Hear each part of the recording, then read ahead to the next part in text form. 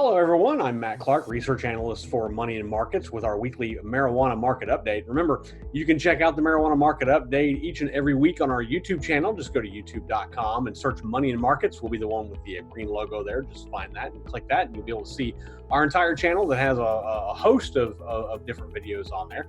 Make sure to subscribe to our video channel and get alerted each time we release a new video. Doing that will make sure you get that information first before we post it on Money and Markets. What we typically do is we'll put our videos up a day or so before, and then we'll release it on our website. So if you get alerted by clicking that little bell there that I think comes up whenever you hit subscribe, you'll be able to be one of the first people to see the information. That allows you to take any action you feel like you might need to take before anyone else is able to. So it's kind of an insider type of a thing for you. Also, don't forget about our Bull and Bear podcast. We do about 2 of those each week. You can find our podcasts on Apple Podcasts, Google Podcasts. We're also on Spotify, iHeartRadio. We're in the process of being added to Amazon as well, so you'll be able to listen to our podcast on any of your connected devices and speakers. We're on about 20 podcast syndicators. Same thing applies there. Make sure you follow us and then get alerted if that's an option. Each time we release a new podcast, you'll get a little notification on your phone or on your computer or on your tablet, and let you know that there's a new podcast ready to go, and that usually comes out before we put it up on our website on moneyandmarkets.com. And also don't forget to give us feedback. We love feedback, and I really love the feedback you guys give here on the Marijuana Market Update. You can do that by emailing us at feedback@moneyandmarkets.com. That's feedback@moneyandmarkets.com. Or you can leave a comment below in the comment section here on YouTube. We've had a lot of great feedback so far. Really do appreciate it. A lot of great insight, a lot of questions asking about specific stocks. I've got a lot of them, so I only do one of these a week, so I try to do one stock per. So if I'm not getting to you, it's not that I don't know it. It's just that I'm just not able to get to it all right away. Last week, I asked you to send me an email and letting me know why you're interested in cannabis stocks. Very general question, very broad, and your responses are going to help my team and I tailor content on our channel towards kind of what your interests and your motivations are. Just email us at feedback@moneyandmarkets.com and let me know. I just want to know kind of why you're interested in cannabis stocks. What drives you to be interested in cannabis stocks? So now let's get into this week's update. And this week's stock comes from a commenter on YouTube, Money2998. I love aliases, by the way, they're great. Money2998 said, enjoying your videos. I'd be interested in hearing your thoughts on Aphria, as it's my only cannabis holding. Okay, well, thank you, Money2998, for your comment and your request, and I'm more than happy to do that. First, let me talk about Aphria Inc. It trades on the Nasdaq under APHA. And I'm going to tell you what the company does before we get into the technical side and do a little bit of analysis in terms of what the stock is doing. Aphria is an Ontario-based company. It focuses on researching, cultivating, and distributing cannabis in about 11 different countries across the world. Those countries are Australia, Canada, the United States, South Africa, Jamaica, Germany, Colombia, Argentina, Malta, of all places, Italy, and Denmark. They have 2 different medical marijuana brands. They have their Aphria home brand and then their Broken Coast brand, along with 4 adult use brands. This is more the recreational type uses. Soli, Riff, Good Supply, and Broken Coast, which, again, if you remember, they also do that Broken Coast for medical as well. The company has worked with Massachusetts Institute of Technology to develop a cannabis transdermal patch, which is basically like if you are trying to quit smoking and you put a patch on your arm or somewhere to try to help you quit smoking. Same thing applies, only it's not trying to get you to quit cannabis. It's just trying to get a different way for you to take in the cannabis. They use a patch for that. They've worked with McMaster University to create a fast dissolving strip.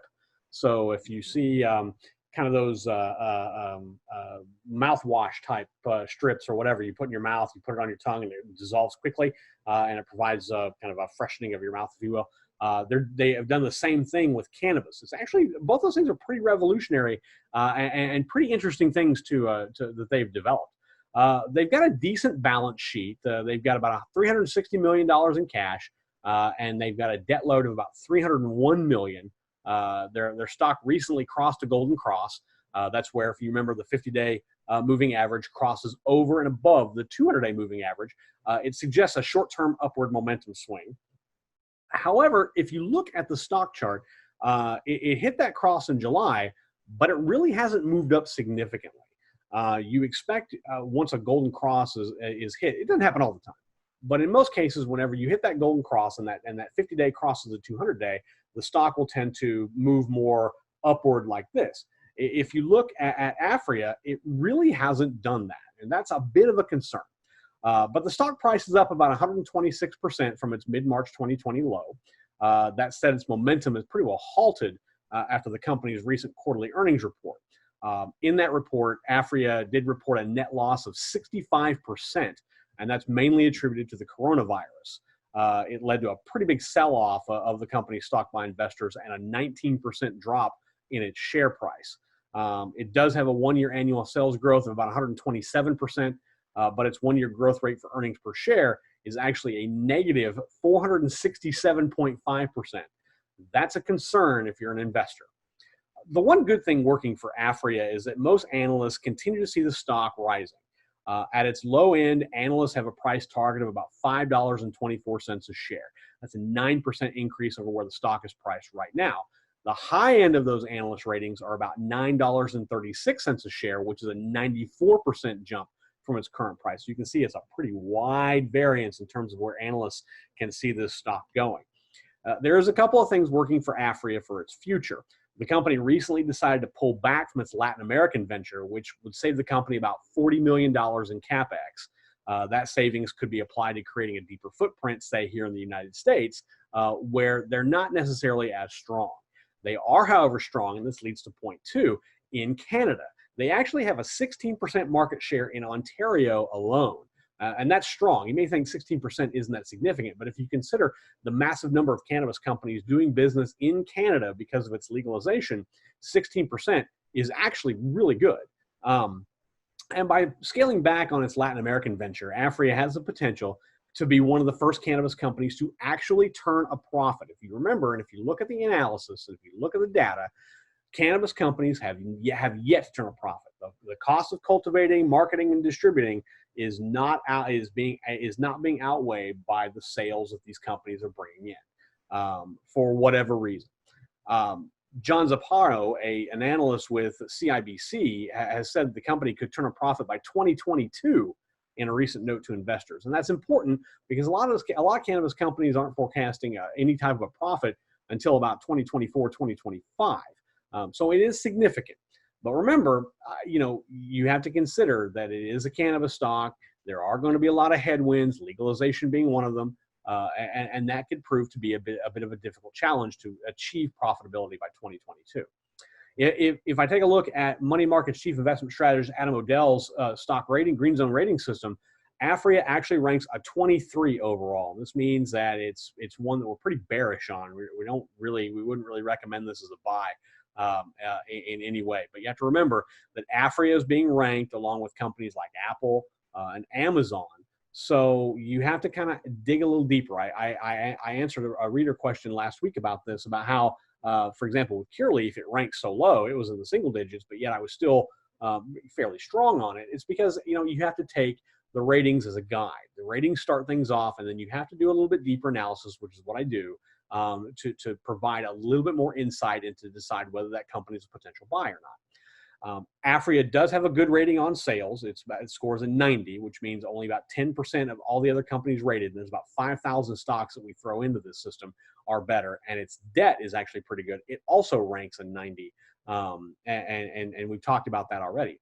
Its return on assets, its return on equity, its return on investments are all negative. But it's not as negative as the rest of the industry that it's in. Its net and operating margins are also negative, but again, much like its return-ons, they're not as negative as the industry average. So those are actually good things to consider. However, recent swings have really highlighted the company's volatility. All that said, I like Aphria. I like Aphria as a potential buy. I'm just not sure I like it right now. We like to see companies that are already in an uptrend, companies that are already starting a momentum swing upwards, and not just a short-term pop, but one that you can see that is fairly steady. And Aphria is struggling right now to show that. A 19% pullback after earnings really halted any positive progress that the share price was making. So if you're considering buying into Aphria, I would probably wait and see if there's a more profound uptrend in the share price before you jump in. I don't know that this downward slide is going to stop right now. It may bottom out a little bit. It may see some resistance at a little bit lower price, so that could provide an even better buying opportunity for you. But right now, like I said, if you own it, I would go ahead and still hold it. I probably wouldn't sell it. But if you are considering buying it, I would probably pump the brakes a little bit and wait. Now, that all said on Aphria, I do want to update you on some of the other cannabis stocks that we've covered in prior weeks.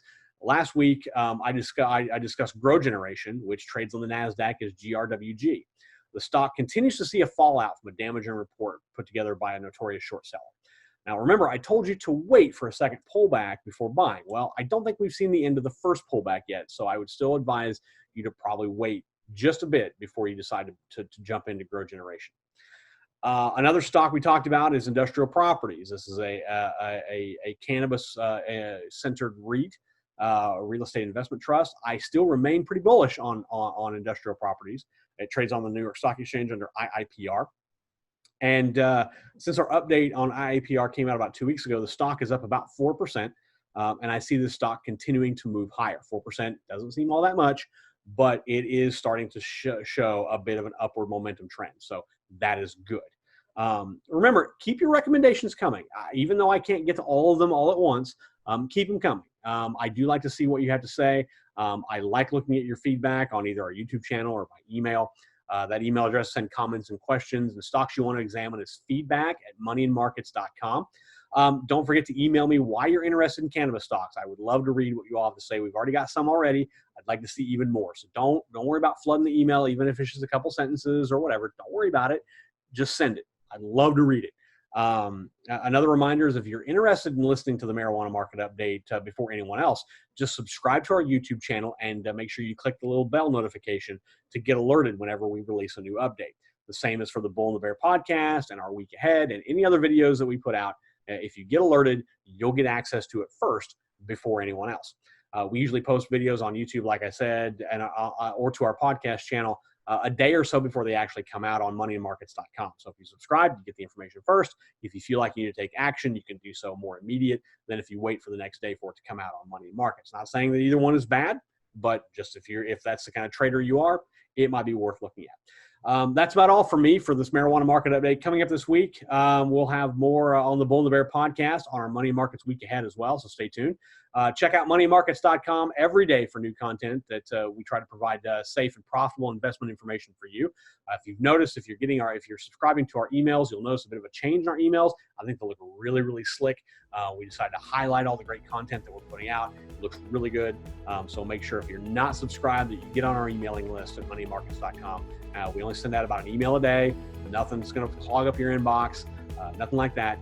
And you'll be able to be updated on each and every time that we put out some safe and profitable investment information for you. So with that, I'm Matt Clark, research analyst for Money and Markets and the host of the Bull and the Bear podcast. Until next time, everyone, safe trading.